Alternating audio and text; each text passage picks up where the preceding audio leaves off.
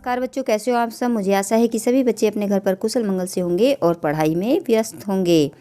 आज हम इस वीडियो में समझेंगे शब्दों में सूक्ष्म अंतर। अभी भाई सूक्ष्म क्या होता है? सूक्ष्म होता है जो आँखों से दिखाई नहीं देता, लेकिन भाई होता है। हम जब किसी शब्दों को बोलते हैं तो हमें बोलने में बिल्कुल एक जैसे ही लगते हैं, हमें पता ही नहीं चलता। या हम जब लिखते हैं तो उन शब्दों को वैसे ही लिख देते हैं, लेकिन थोड़ा सा अंतर होने पर उनके अर्थ में बहुत सारा अंतर हो जाता है। तो आज इस वीडियो में हम यही समझेंगे शब्दों में सूक्ष्म अंतर, कि अगर हमने किसी शब्द में कोई मात्रा लगा दी या कोई आ की मात्रा लगा दी, ई की मात्रा लगा दी, या कुछ थोड़ा सा इधर उधर करके लिख दिया। जैसे आप लिख देते हैं कि इसमें क्या हो रहा है, अंक की वृद्धि, तो बच्चे कहीं भी लगा देते हैं, लेकिन अंतर हो जाता है। तो क्या अंतर हो जाता है आज हम इस वीडियो में समझेंगे।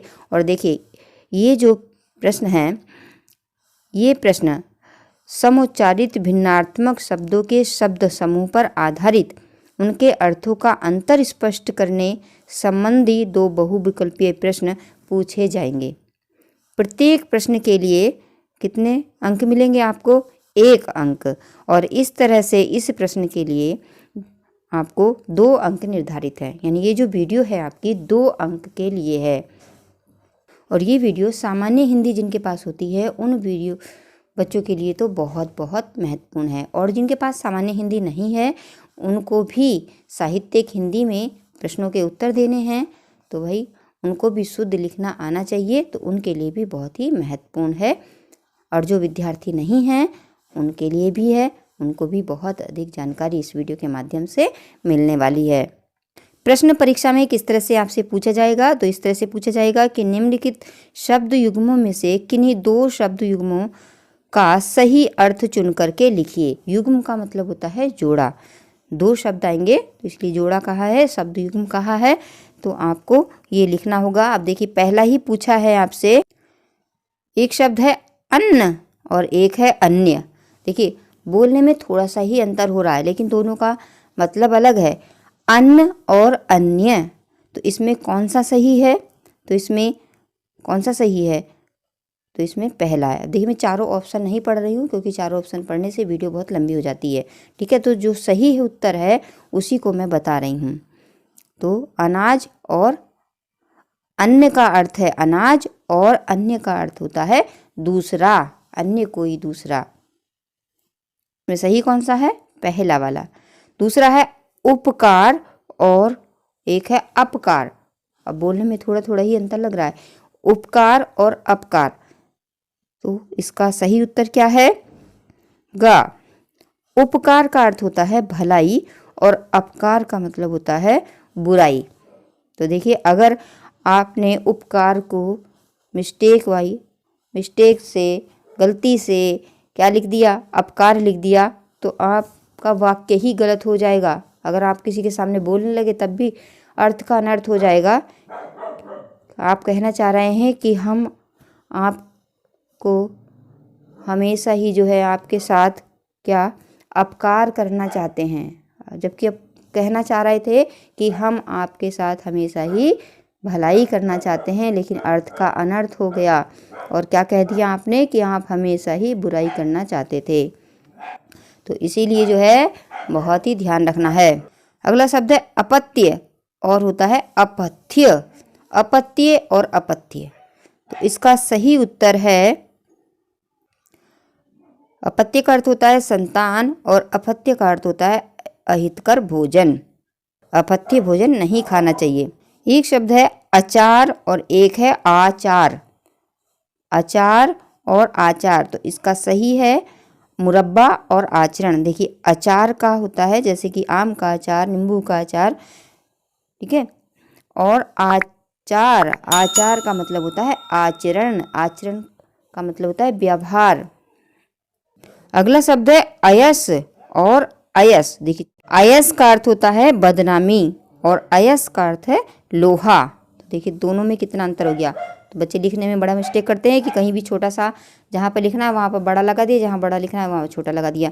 तो अब खुद ही देख लियो, यहाँ पर देखिए आयस शलजम वाला सा लगाया तो क्या हुआ, बदनामी हो गया। और सरोते वाला सा छोटा सा लगाया तो क्या हुआ, लोहा बन गया।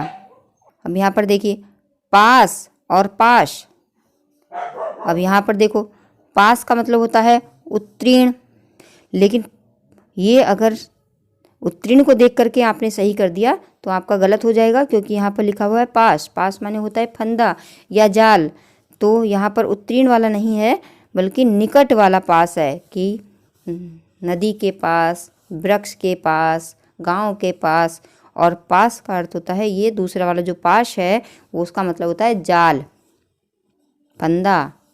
तो आपको एक शब्द देखकर भी निशान नहीं लगाना है, दोनों शब्दों का जहाँ पर सही बैठे वहीं पर उसी शब्द युग्म को सही करना है। तो इसमें ये है निकट और जाल।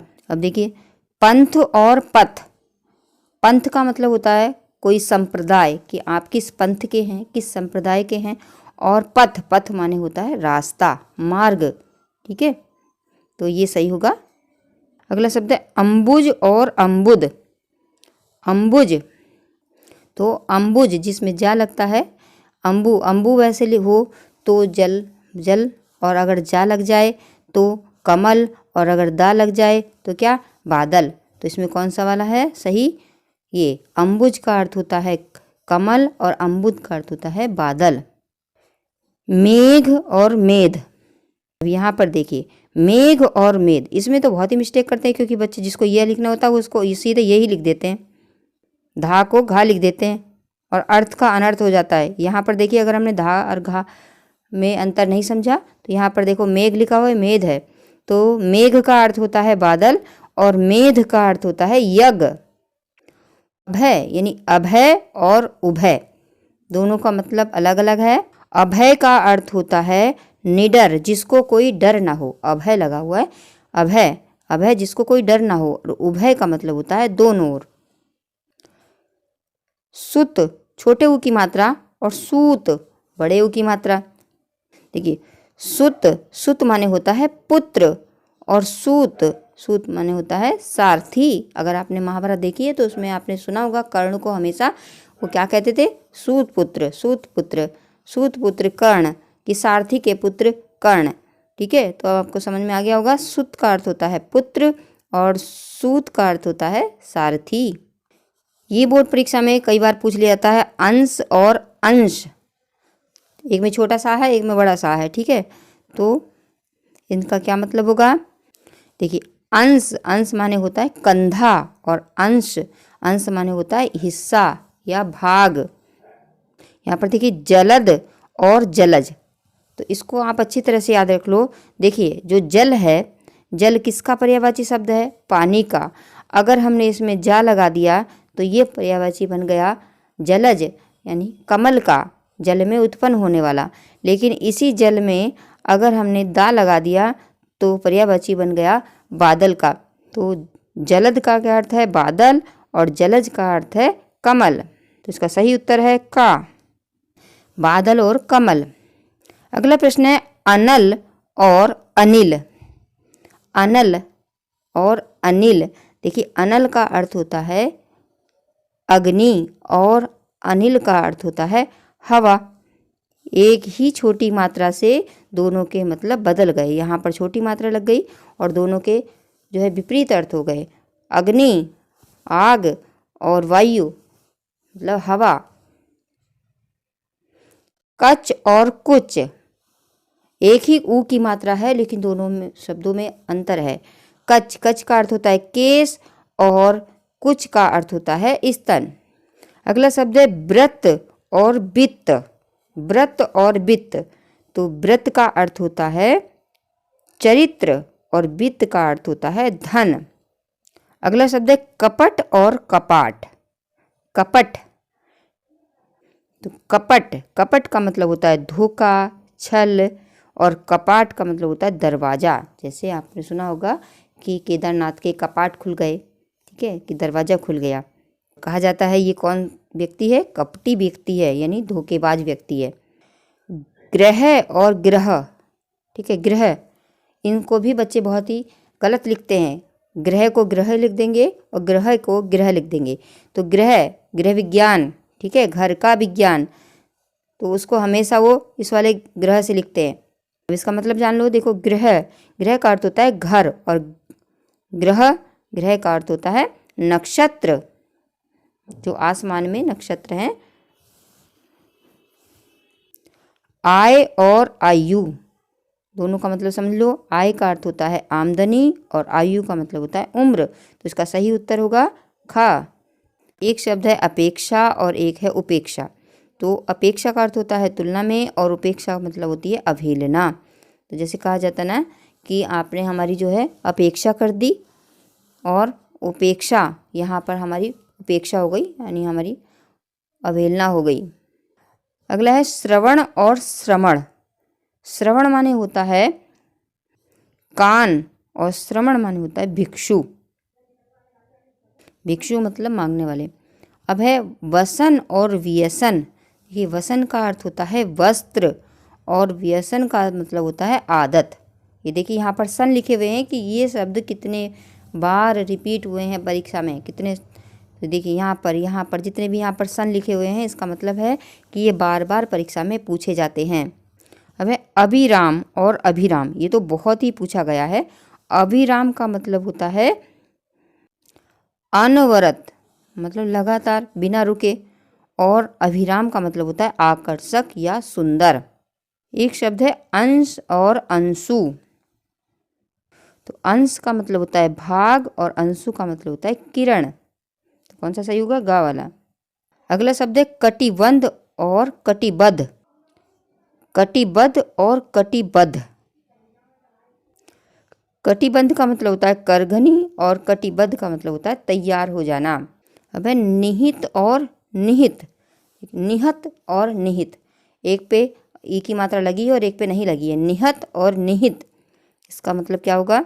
निहित का मतलब होता है मरा हुआ, और निहित का मतलब होता है छुपा हुआ। अगला शब्द है वात और वात।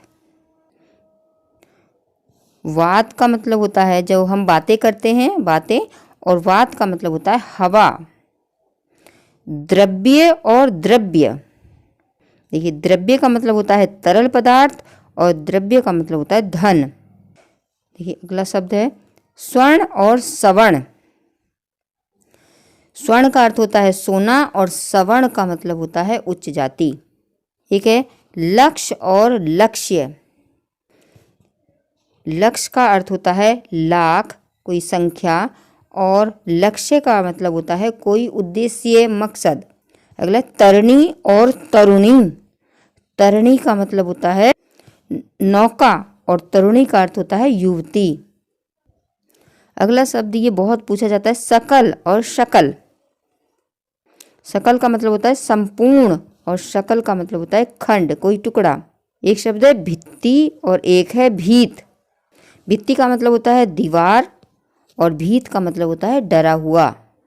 अगला शब्द है नीर और नीड़। देखिए, नीर किसका पर्यायवाची है? जल का, और नीड़ माने क्या होता है? घोंसला। इसमें सही होगा नीर माने जल, और नीड़ माने घोंसला। अगला शब्द है प्रणय और परिणय।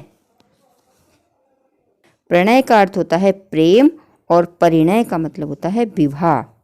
तो आज इस वीडियो में बस हम इतना ही समझेंगे, और जो आगे के शब्द युग्म हैं उन शब्दों का अर्थ हम दूसरी वीडियो में जानेंगे। इस वीडियो को देखने के बाद अपने मित्रों के साथ ज़रूर शेयर करना, और जो चैनल पर नए हो चैनल को सब्सक्राइब कर लेना, साथ में जो घंटी है उसको प्रेस कर लेना, ताकि अगली वीडियो का नोटिफिकेशन सबसे पहले आपके पास पहुंच जाए। तो आज इस वीडियो में बस इतना ही, मिलते हैं फिर किसी दूसरी वीडियो में।